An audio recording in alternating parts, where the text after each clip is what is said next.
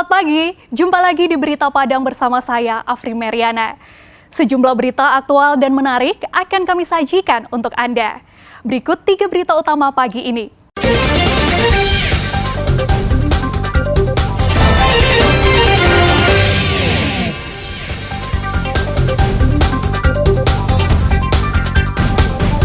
Tidur panjang selama hampir setengah abad. Minggu sore, Gunung Merapi di Kabupaten Agam erupsi.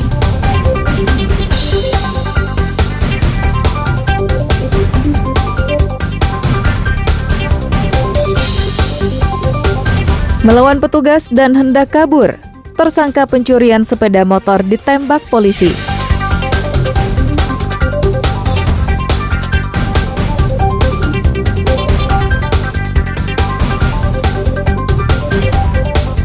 Jaksa hadirkan saksi via Zoom meeting pada kasus korupsi pengadaan bibit hewan ternak.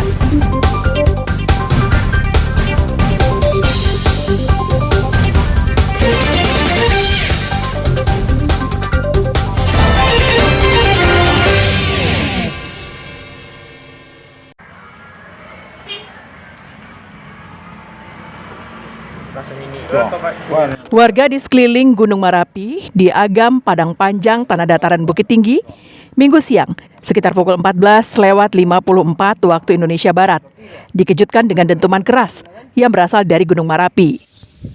Gunung setinggi 2.891 meter dari permukaan laut itu erupsi sebanyak 3 kali. Dentumannya menggelegar hingga Bukit Tinggi, yang berjarak sekitar 10 kilometer. Secara kasat mata, warga menyaksikan kolom abu yang menjulang setinggi 3 km dan disertai dengan hujan abu, pasir, dan kerikil kecil. Warga daerah Lasi yang telah memiliki mitigasi bencana secara matang menginformasikan peristiwa itu melalui pengeras suara masjid dan surau, serta mengimbau warga untuk tidak keluar rumah agar terhindar dari hujan abu. Warga negara Lasi supaya masuk ke dalam rumah. Anak-anak dilarang bermain di luar. Abu lahar Gunung Merapi sudah turun. Kepada seluruh warga dimanapun saja berada supaya masuk rumah. Menurut warga Pakan Sinayan, erupsi Merapi kali ini merupakan erupsi yang terbesar sejak tahun 1976. Tahun 76 waktu SD di sini. Tahun 76. Dan ini baru pertama setelah sekian tahun. Tadi diawali gempa atau gimana, Pak? Enggak tahu. Langsung. Pos pengamatan Gunung Api Merapi di Bukit Tinggi. Kolom abu teramati berwarna kelabu dengan intensitas tebal ke arah timur. Pada tanggal 3 Desember 2023 pukul 14.53 telah terjadi erupsi Gunung Api Merapi dengan ketinggian kolom maksimal tidak bisa teramati dari pos pengamatan. Namun info dari wartawan dan masyarakat itu terjadi hujan abu sampai ke daerah belakang Balok, berarti radius 10 km, dan ada hujan material kerikil di sekitaran Lasi. Petugas mengimbau warga untuk tidak mendekati kawah dengan radius 3 km. Informasi yang dihimpun kru Berita Padang, saat peristiwa itu terjadi, puluhan pendaki masih berada di area sekitar puncak dengan perincian 54 orang yang mendaki dari Batu Palano dan 27 orang mendaki dari daerah Kota Baru.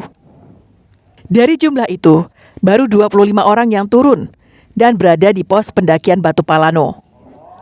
Puluhan lainnya belum diketahui nasibnya.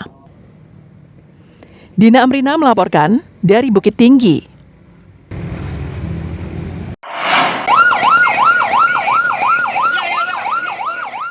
Sebatang pohon mangga yang berukuran panjang 20 meter dan berdiameter 30 cm tumbang dan menghambat arus lalu lintas kendaraan di daerah Bukit Lampu sekitar 20 km dari pusat kota Padang pada Jumat malam pekan lalu.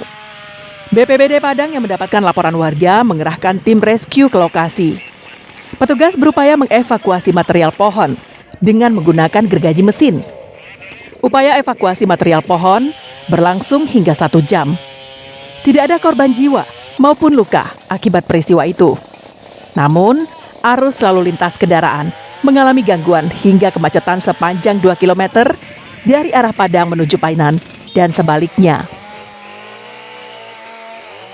Pohon ini sudah tua, panjangnya diperkirakan 20 meter, diameter 75 cm. Tadi memang terjadi kemacetan sepanjang lebih kurang 2 kilo. Namun sekarang akses jalan sudah terbuka kembali. Namun tadi ada kendala di waktu pengerjaan pohon tumbang, adanya sarang tawon yang cukup besar. BPBD Padang mengimbau masyarakat agar tetap waspada jika melintas jalan yang rawan terjadinya longsor dan pohon tumbang karena cuaca ekstrim masih melanda kota Padang hingga beberapa hari ke depan. Alfi melaporkan dari Padang.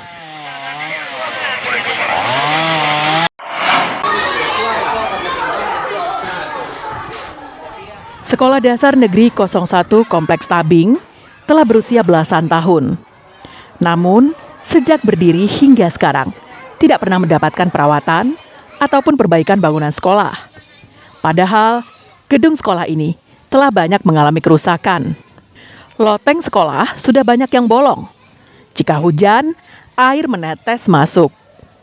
Cat bangunan sekolah juga sudah pudar, tidak pernah dicat ulang. Kaca-kaca ruang kelas nyaris tidak ada. Kalaupun ada, hanya sedikit, karena sudah banyak yang pecah. Belum lagi ruang toilet sekolah. Airnya tidak bisa mengalir, baunya minta ampun. Boleh dibilang selama ini nyaris tidak ada anggaran perawatan bangunan sekolah yang diberikan untuk SD Kompleks Tabing ini dari Dinas Pendidikan dan Kebudayaan Kota Padang. Ya, karena kalau kita lihat dari kondisi sekolah saat ini ya, seperti kaca, seperti dinding cat yang sudah tidak layak lagi, seperti memang harus butuh perhatian dari Dinas Pendidikan untuk sekolah SD 01 atau yang dinamakan SD Simpang Tabing ini. Kita selaku masyarakat atau wali murid ya, sangat memperhatikan jika nanti takutnya anak-anak kaca seperti ini ya, jatuh nanti juga akan mencederai. Kalau kaca ini sudah lama nih Pak. Jadi sekarang karena kita sudah satu, jadi sudah nampak apa-apa yang harus kita perbaharui, apa yang kurang gitu. Di kaca ini sebenarnya udah lama, tapi agak kurang perhatian lah gitu. Jadi sekarang karena kita sudah bersama, sudah tampak kelihatan mana yang rusak, mana yang tidak, mana yang akan kita perbaharui gitu Pak. Kepala Dinas Pendidikan dan Kebudayaan Kota Padang, Yopi Krislova, yang meninjau kondisi sekolah tersebut, berjanji akan memperbaikinya. Untuk tahap awal, kaca, loteng, toilet, dan lapangan yang sering becek akan menjadi skala prioritas. Semuanya akan dikerjakan di awal tahun 2024 dengan menggunakan dana BOS. Sedangkan untuk pemasangan paving block, tempat parkir dan kantin akan diajukan di anggaran perubahan 2024. Di 01 Kubu Pasang, kami melihat kondisi sekolahnya yang dibangun ada tahun 1910 ya 01, dan kita mau perbaiki kondisi sekolahnya. Ada kacanya pecah, ada lotengnya, nanti kita bikin juga lapangan parkir dan kantin yang sehat. Dan juga kita rencananya kita kasih paving block depan ini besok. Kapan direncanakan ini Pak? Yang khusus yang untuk yang cepat ini mungkin 2024 awal dengan dana BOS kita cover dulu.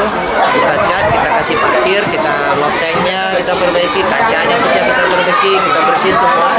Khusus paving block kalau nggak di anggaran 2024 di perubahan kita masukkan, usahakan di paving block. Sekolah Dasar Negeri di Kompleks Tabing 01 merupakan gabungan dari 4 sekolah dasar yang berbeda, yakni SD Negeri 51, SD Negeri 17, SD Negeri 05, dan SD Negeri 01. Robiha melaporkan dari Padang.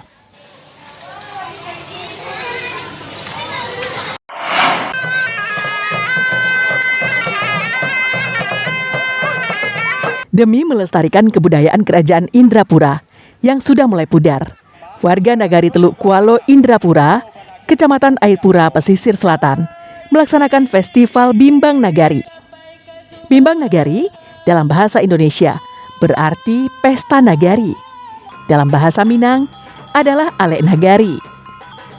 Festival dilaksanakan selama 2 hari dan warga antusias menampilkan berbagai kesenian dari Nagari Indrapura. Tokoh masyarakat setempat sangat mengapresiasi festival ini karena dapat memicu anak-anak muda untuk mencintai nagarinya. Festival ini dilakukan setahun sekali dan telah dilakukan warga Teluk Kualo Indrapura selama 5 tahun berturut-turut.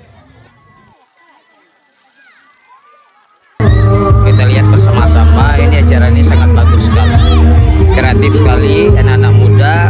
Pertama sekali kita ya dengan era modernisasi, globalisasi, transformasi digital sekarang ini, kita khawatir dengan anak-anak muda sekarang ya. Artinya kita harus kembali kepada jati diri kita sendiri ya.